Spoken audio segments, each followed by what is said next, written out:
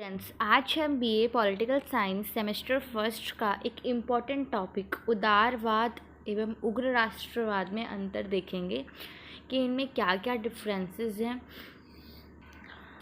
कांग्रेस की स्थापना को लेकर विद्वानों में मतैक्य भले ही न हो, पर इस बात से इनकार नहीं किया जा सकता कि बाद के वर्षों में निर्विवाद रूप से कांग्रेस के नेतागण भारतीय जनता की दिन प्रतिदिन बिगड़ती हालत से चिंतित थे।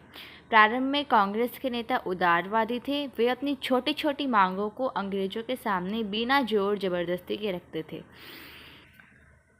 तो इसका प्रमुख कारण यह था कि तब अपनी स्वतंत्रता के प्रति न तो भारतीय जनता प्रयत्नशील थी और न ही वैसी परिस्थितियां थी।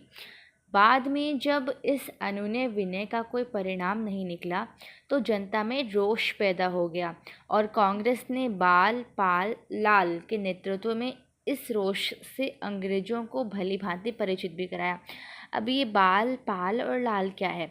बाल से बाल गंगाधर तिलक, पाल से विपिन चंद्र पाल और लाल से लाला लाजपत राय। इन तीनों के नेतृत्व में इस रोष से अंग्रेजों को भली भांति परिचित भी करवाया। ये उग्र राष्ट्रवादी धड़े का नेतृत्व करते थे। कांग्रेस की इन दोनों विचारधाराओं में कुछ अंतर थे जो कि इम्पोर्टेंट है, आज हम वह जानेंगे। पहला अंतर आता है अंग्रेजों के प्रति दृष्टिकोण।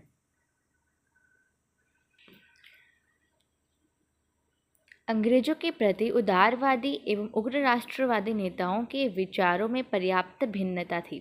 एक तरफ उदारवादी अंग्रेजों को न्यायप्रिय और नेक मानते हुए अपनी मांगों का अनुनय विनय से मनवाने के पक्षधर थे और दूसरी तरफ जो उग्र राष्ट्रवादी थे वो कटु आलोचक थे। उनसे अपना पीछा छुड़ाने के लिए कुछ भी करने को तैयार थे। श्रीमती एनी बिसेंट के शब्दों में कहें तो उग्र राष्ट्रवादियों को सरकार के अच्छे इरादों में तनिक भी विश्वास नहीं था, जबकि उदारवादियों की आशा का आधार शासन की निश्चलता थी। दूसरा बड़ा अंतर है ब्रिटिश शासन का स्वरूप। ब्रिटिश शासन के बारे में भी उदारवादी एक उग्र राष्ट्रवादी में मतभेद थे। जो उदारवादी थे और उग्र राष्ट्रवादी थे, इनमें एक ब्रिटिश शासन को लेकर भी मतभेद था। उदारवादी क्या चाहते थे? उदारवादी चाहते थे कि अंग्रेजों को यदि भारतीयों की भावनाओं का ज्ञान होगा तो वे संसदीय संस्थाओं में भारतीयों को स्थान देंगे। इसलिए अंततः ब्रिटिश शासन से भारतीय जनता लाभान्वित होगी। पर उग्र राष्ट्रवादियों का मत इससे पूर्णतया भिन्न था। वे ब्रिटिश शासन को किसी भी कीमत पर स्वीकार करने के लिए तैयार नहीं थे। तीसरा एक बड़ा अंतर आता है उदारवादियों एवं उग्र राष्ट्रवादियों में एक महत्वपूर्ण अंतर साध्य प्राप्ति हेतु प्रयुक्त होने वाले साधनों को लेकर। उदारवादी जहां प्रार्थना पत्र, स्मृति पत्र एवं प्रतिनिधि मंडलों जैसे स्थानों को अपनाए हुए थे, तो उग्र राष्ट्रवादी क्या करते थे? राजनीतिक भिक्षावृत्ति कहकर अपना अविश्वास प्रकट कर रहे थे।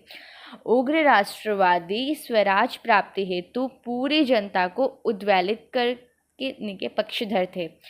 इसके लिए उन्होंने विदेशी माल का बहिष्कार और स्वदेशी माल को अपनाने पर जोर दिया, जिससे जनता में चेतना का प्रसार हुआ। चौथा एक बड़ा अंतर है प्रशासन को लेकर।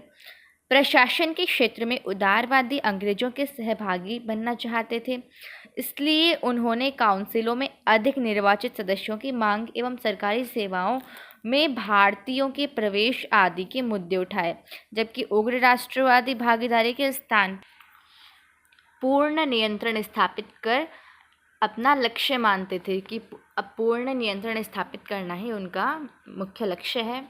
लाला लाजपत राय ने ठीक ही लिखा है कि भारतीय कांग्रेस के जन्मदाताओं ने अपना आंदोलन शासन की प्रेरणा से और उच्च पदों की छाया में या उच्च पद ग्रहण करने की आकांक्षा से प्रारंभ किया, लेकिन राष्ट्रीय आंदोलन के संचालकों ने अपना प्रचार प्रशासन और शासकीय कृपा के बहिष्कार से आरंभ किया।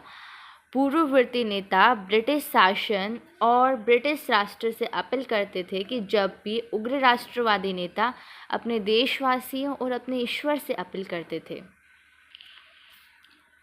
एक पांचवा अंतर आता है ब्रिटेन और भारत के हित। उदारवादी क्या मानते थे कि ब्रिटिश शासन भारत के लिए एक वरदान है, जबकि उग्र राष्ट्रवादी के अनुसार भारत की गरीबी और दरिद्रता का सर्वप्रमुख कारण ब्रिटिश शासन और उनकी नीतियां हैं। अतः भारत का विकास तभी हो सकता है जब अंग्रेजों की गुलामी से उन्हें छुटकारा मिले।